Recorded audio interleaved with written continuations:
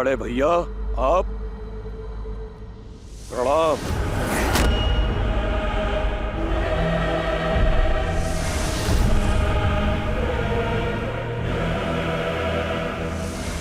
मेरी निद्रा की अवधि पूर्ण होने से पहले मुझे उठाया गया है, अर्थात कारण बहुत बड़ा है। क्या लंका पर कोई भारी संकट आ पड़ा है भैया? तुम्हारा संदेह उचित है। लंका की एक ही पुकार है, त्राहिमाम।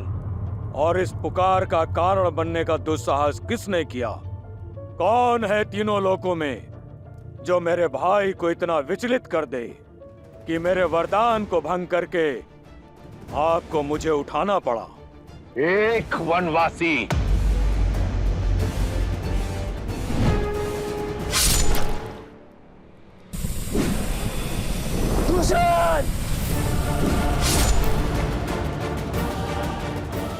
मुझे प्रतिकार, उस राम का सर्वनाश चाहिए मुझे भैया।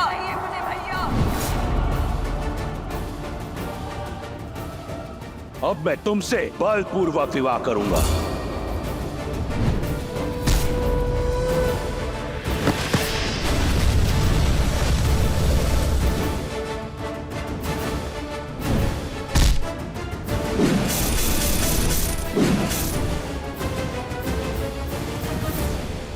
लंका एक बार फिर चल रही है।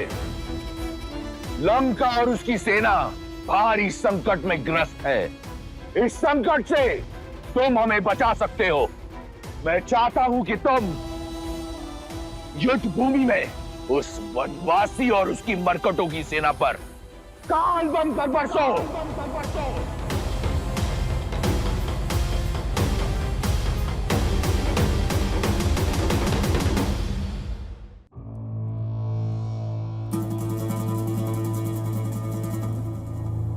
विभीषण कहाँ है भैया? नाम मत लो उस विश्वासघाती का। जिस समय मुझे उसकी आवश्यकता थी, वो मेरा साथ छोड़ उस वनवासी के चरणों में जा गिरा। कायरता और विश्वासघात की पराकाष्ठा है वो। तुम तो जानते हो, मुझे उस दुर्बल से कभी कोई आशा नहीं थी। और तुम प्रेम और विश्वास दोनों के आधार हो। सदैव मेरे साथ एक अडिग पर्वत के समान खड़े रहे हो। हर युद्ध में, हर स्थिति में सर्वदा मेरे साथ। और वो विभीषण उस वनवासी के गुण गाता है।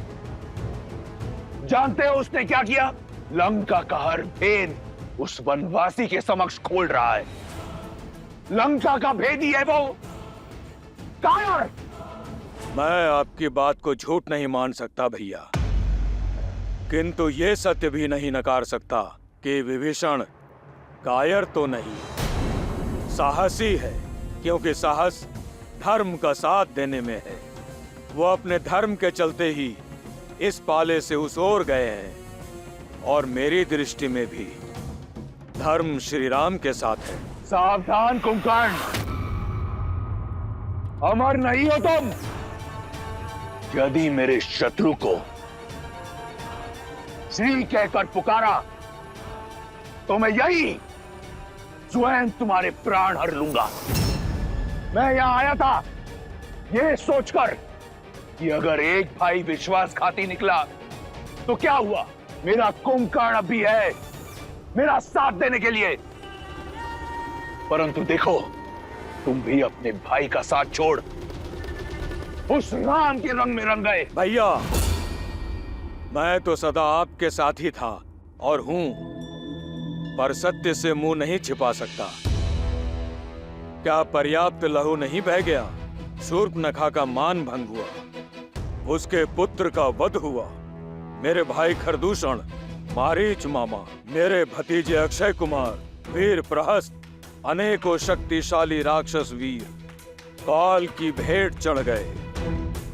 निर्दोष राक्षस सैनिकों से लेकर अबोध वानरों तक सबका संहार हुआ है। और अब तक आपके विचारों पर वासना का आवरण पड़ा है।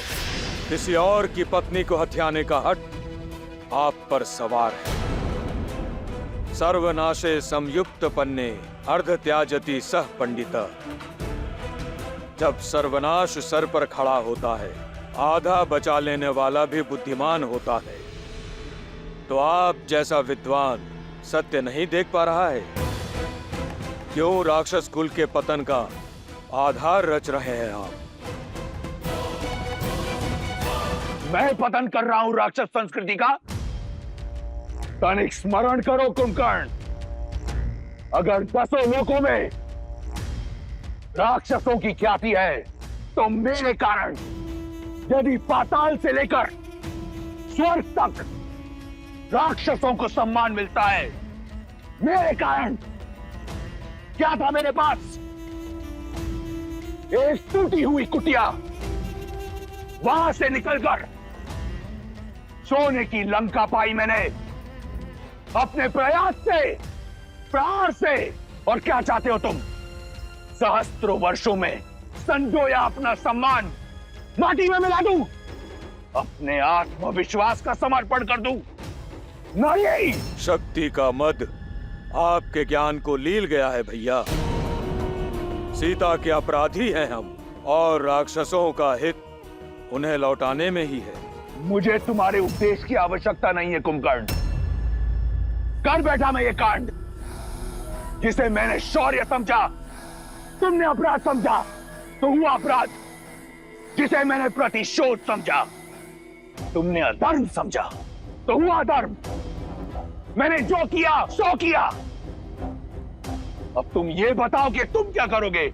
यहां बैठकर मुझसे वाद विवाद करोगे, या एक भाई की भांति मेरे साथ युद्ध भूमि में उतरकर उस वनवासी और उसके मरकटों की सेना को अपनी वीरता का संदेश दोगे? बोलो।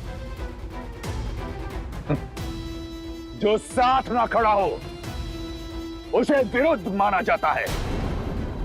दुर्भाग्य है मेरा कि तुम भी विभीषण की भांति राक्षस कुल पर कलंक निकले। अपना भोजन पूर्ण करके अपनी निद्रा पूर्ण करो कायर। मुझे तुम्हारी या किसी और की कोई आवश्यकता नहीं।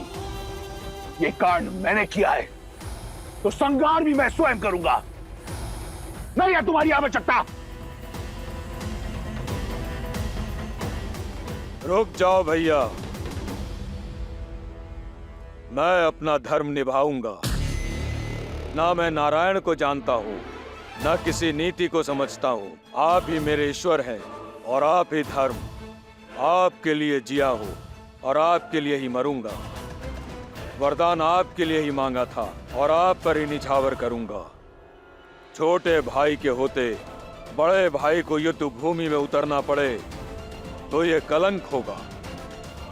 यदि आपकी इच्छा युद्ध है तो मैं अवश्य युद्ध करूंगा। आपके अधर्म का साथ देने के लिए नहीं, बल्कि अपने भाई और अपने राजा के सम्मान के लिए। जब तक मेरे शरीर में प्राण है, मैं राम और उसकी सेना पर काल बनकर बरसूंगा।